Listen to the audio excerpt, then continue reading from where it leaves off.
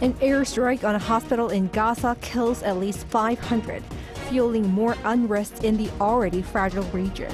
Working out who's behind the deadly attack is causing controversy, as Palestinians claim it to be an Israeli bombing, while the Israeli military blames Islamic Jihad. This has called off President Biden's trip to Jordan. Eyes are on Beijing, where Chinese President Xi Jinping met his Russian counterpart Vladimir Putin at the height of the war in the Middle East to bolster their friendship. Korea's strong exports of environment-friendly vehicles prop up the overall auto exports, which have hit a fresh high during the recent 9 months. It's October 18, 2023. This is News Center.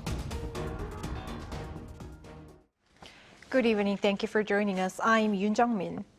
We start with a tragic hospital explosion and suspected airstrike in Gaza City, which has resulted in the loss of hundreds of lives.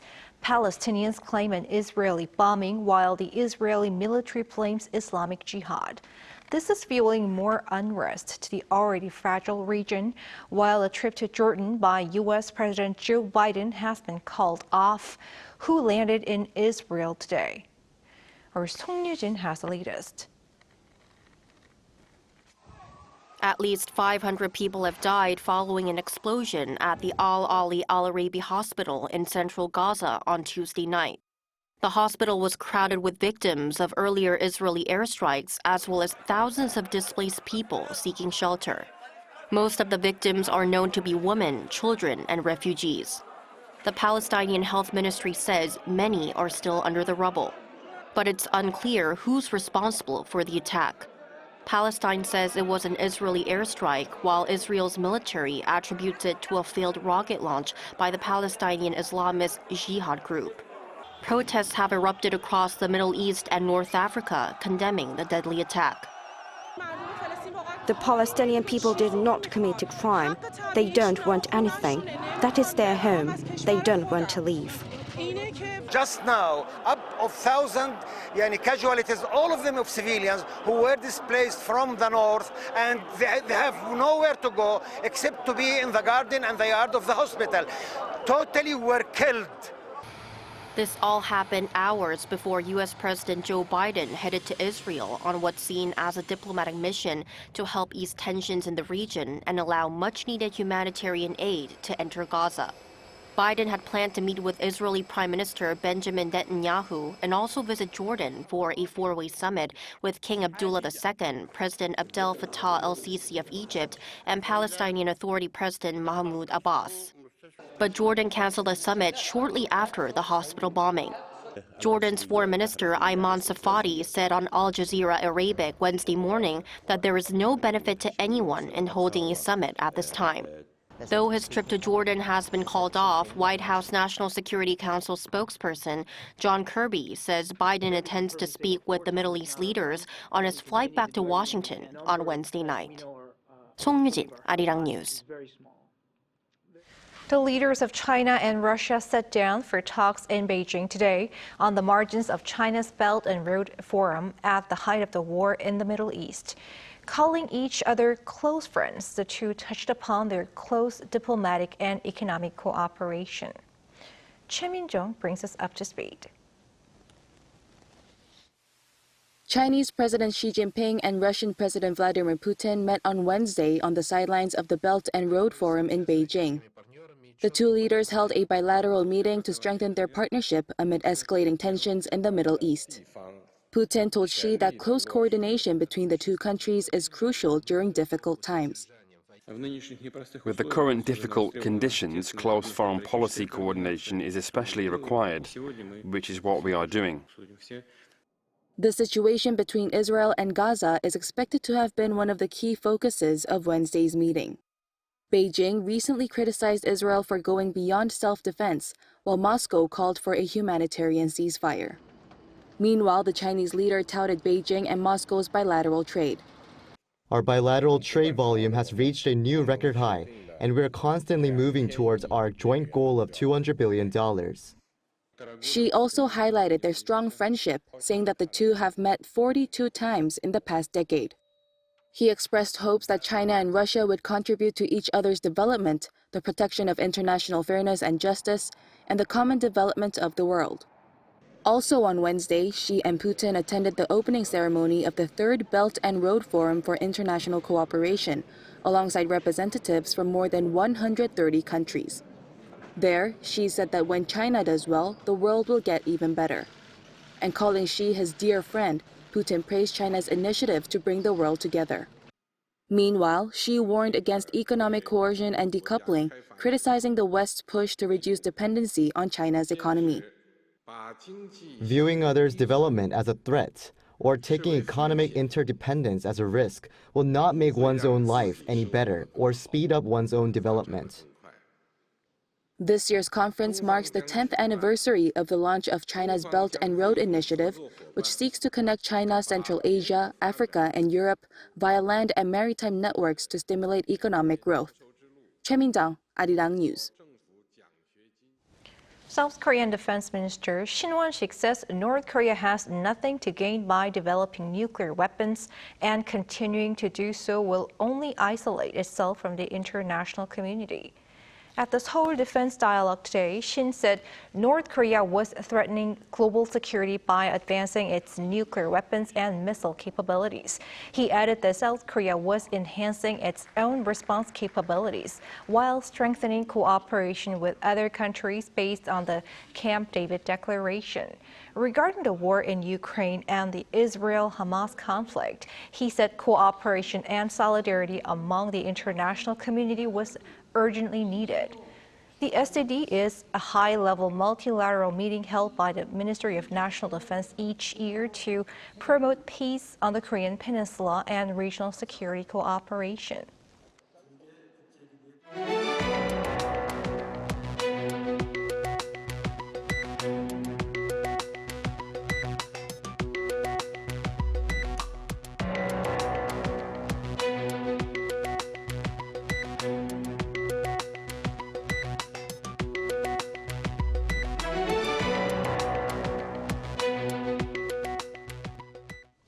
Attending an event marking the 78th National Police Day, President Yoon doubled down on his will to protect the vulnerable from vicious crimes.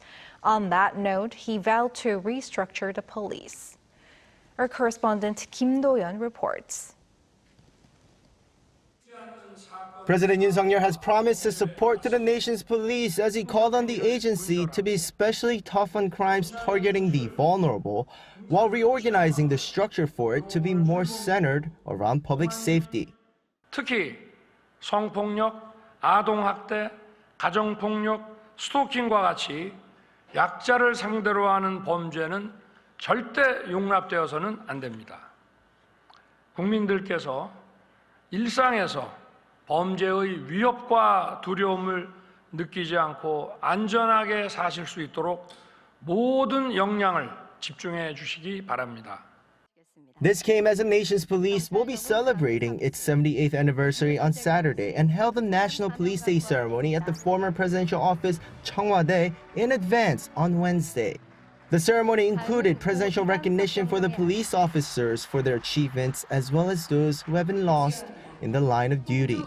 31 representatives from other nations' police agencies as well as international organizations' police departments attended the anniversary event as well to enhance cooperation.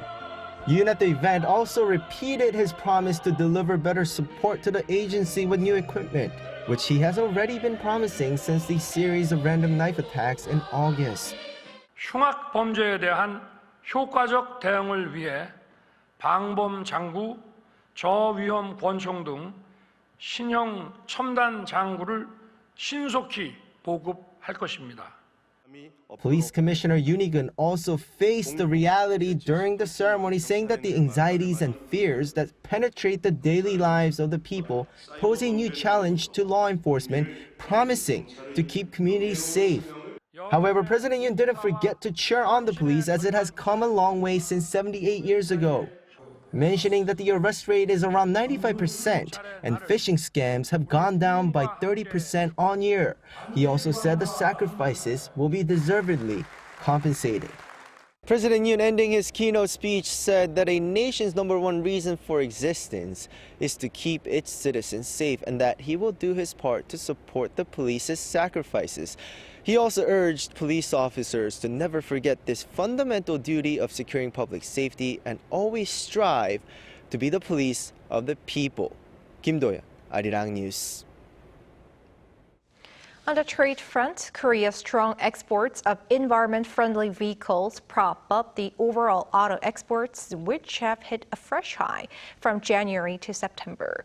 In particular, there's been a high demand for green automobiles in North America and the EU. Park Go-nu has the numbers. South Korea's auto exports hit new highs in the January to September period this year, reaching $52.1 billion on the back of record-high eco-friendly car exports to North America and the EU. According to the Industry Ministry on Wednesday, in the first 9 months of 2023, some $18 billion worth of green automobiles were exported, exceeding the total for 2022, which amounted to $16.1 billion. And with total car exports rising on year for 15 consecutive months in September, an Industry Ministry official said an even brighter future for outbound shipments is expected. And with this year's figure from January to September surpassing the $38.4 billion recorded for the same period in 2022, the official added, the total value of exports for 2023 is also likely to pass last year's total of $54.1 billion. Production in September dipped slightly on year due to partial strikes within the industry, but has hovered above 300,000 units for 13 consecutive months. The Industry Ministry expects production to hit at least 400,000 vehicles by the end of 2023 if the trend continues, a figure not seen since 2018. On the domestic front, sales of new cars decreased 4.7% on year in September.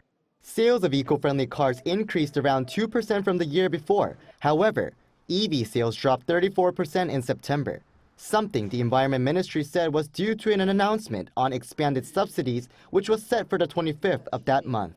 Park Go-nu, Arirang News. The U.S. has put forth new export controls to stop China from getting advanced computer chips. The updated rules are much stricter than earlier ones as they include restrictions on chips with lower performance and ways to prevent circumvention through a third country. Lee Seung-jae has more. The U.S. Department of Commerce on Tuesday announced a set of rules to update and strengthen its restrictions on the export of advanced computing semiconductors to China. The Commerce Department's Bureau of Industry and Security released an update to rules for strengthening export controls after guidelines were published a year ago to restrict China from purchasing and manufacturing high-end chips deemed critical for military advantage. Among the updated rules are notification requirements for the export of certain chips with performance just below the restricted threshold. It also includes new rules to prevent companies from China and other countries of concern from securing controlled chips through their foreign subsidiaries. According to Commerce Secretary Gina Raimondo, the updates on the measures are set up to increase the effectiveness of U.S. controls and further shut off pathways to evade restrictions. She added that the controls remain Washington's clear focus on military applications and confront the threats to its national security posed by the Chinese government's military-civil fusion strategy. Meanwhile, the Commerce Department also added 13 Chinese companies to its entity list, a list of firms considered to be involved in activities contrary to U.S. national security and foreign policy interests. Tuesday's release noted that foundries producing chips for listed firms will need a Bureau of Industry and Security license before the foundries may send such chips to these entities or parties acting on behalf of these entities. The latest announcement comes after the department issued a rule last week updating general authorizations for South Korean chipmakers Samsung Electronics and SK Hynix to continue supplying their China-based plants with certain U.S. semiconductor manufacturing equipment. Lee Seung-jae, Arirang News.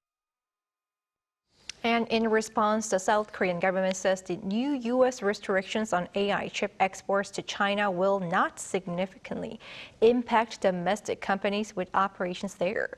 According to the Trade Ministry on Wednesday, the impact of the U.S. curbs on South Korean companies will be limited as semiconductors for consumer products such as smartphones will not be subject to them. Samsung and SK Hynix were also earlier granted verified end-user status for their semiconductor plants in China, meaning the most equipment can be exported without seeking multiple individual licenses. China's GDP growth in the third quarter of this year exceeded economists' forecasts, reaching 4.9% year-on-year. That's according to China's National Bureau of Statistics on Wednesday. Though the figure is down from 6.3% the quarter before, it is higher than the first quarter of 2023 as there are signs of stabilization. In the recent month, China's central bank has been providing liquidity to its banking system, and there have also been economic stimulus efforts from its government. Also, the country reported a stronger growth in industrial production and retail sales in September from a year before. As the economic growth is stronger than expected, there's a more optimistic outlook for the economy, which could mean Beijing reaches its target of 5% this year. South Korea will start giving a new vaccine for the most recent COVID-19 variant beginning this Thursday. This vaccine, known as XBB 1.5, was specifically developed to target the current XBB variant and will be provided free of charge to all residents until the end of March next year. According to the Korea Disease Control and Prevention Agency, there have been no observed side effects on the immune system when people get both the new COVID-19 and influenza vaccines simultaneously. The agency strongly recommends that individuals over the age of 65 receive the vaccine as there are concerns about a dual resurgence of COVID-19 and the flu this winter. People between the ages of 12 and 64, regardless of their previous vaccination history, can receive a shot once within the free vaccination period.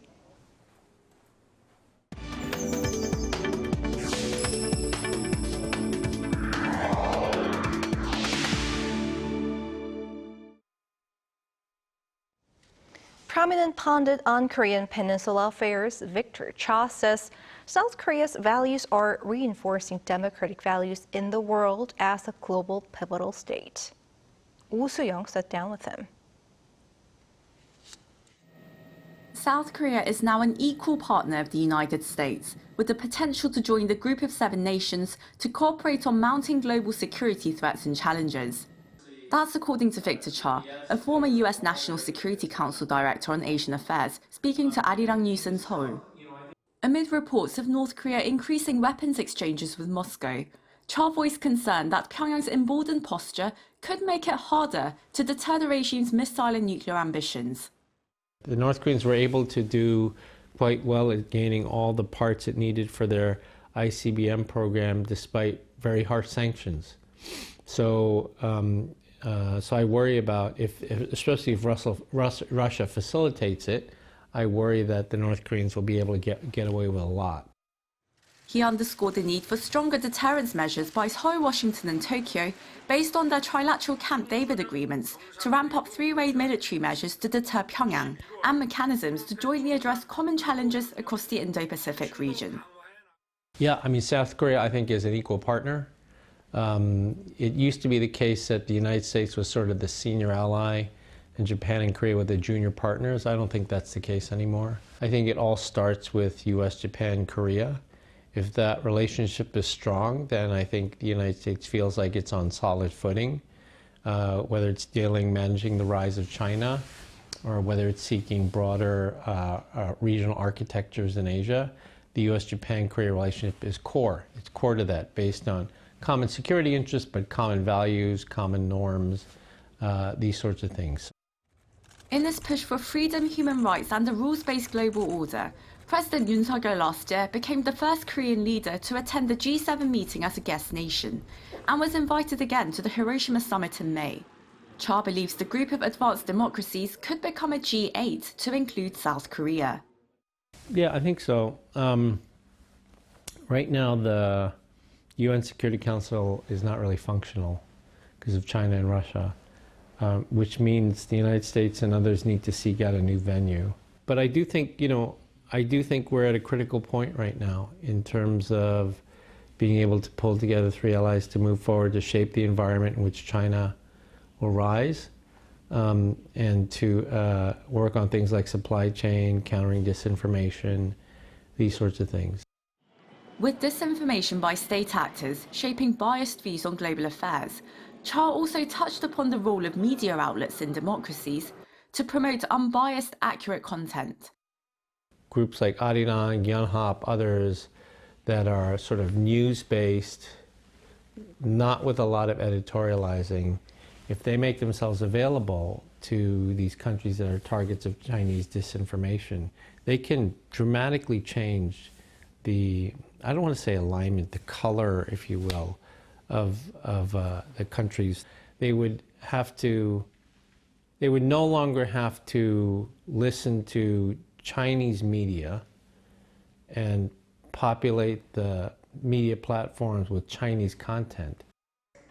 Having highlighted Ho's democratic coming of age and growing soft power in his book co-authored by Ramon Pacheco Pardo, Cha noted how Seoul is taking initiative on areas like global development, health, supply chains and nuclear energy. In its quest to become a global pivotal state, Cha said South Korea has a lot to offer beyond its interests to benefit the world. Oh Soo-young, Arirang News.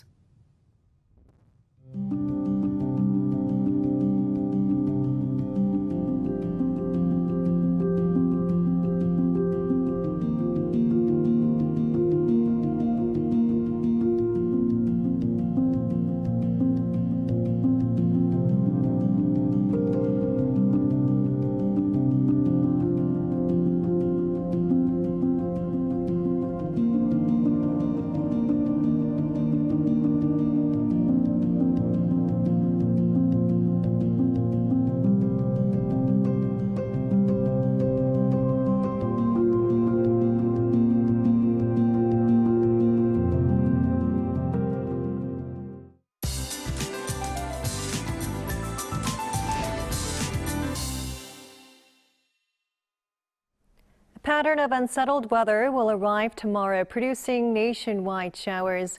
With the rain, conditions will get stuffy and humid for most regions. Morning temperatures will rise significantly by about 7 degrees to 16 degrees Celsius tomorrow. After showers taper off, overall temperatures will take a steep dive, bringing cooler than average temperatures. As for the amount of rainfall, Chungcheongdo and Gyeongsang-Bukdo provinces will see 5 to 40 millimeters. Other regions will see relatively less, with about 5 to 20. While showers will taper off for most regions late tomorrow night, parts of the south will see rain continuing into Friday evening. Although these are in the form of occasional showers, unstable atmospheric conditions can lead to thunder and lightning. Rain will start from northern central regions tomorrow. Morning temperatures in Seoul and Busan will be starting off at 16 degrees. Daytime highs in Seoul will get up to 19 degrees, Gwangju 23, Busan will be reaching 24 degrees. After the rain, sunny skies will take over, and this weekend temperatures will plummet significantly with lows of 5 degrees Celsius in Seoul. That's all for now, and here are the weather conditions around the world.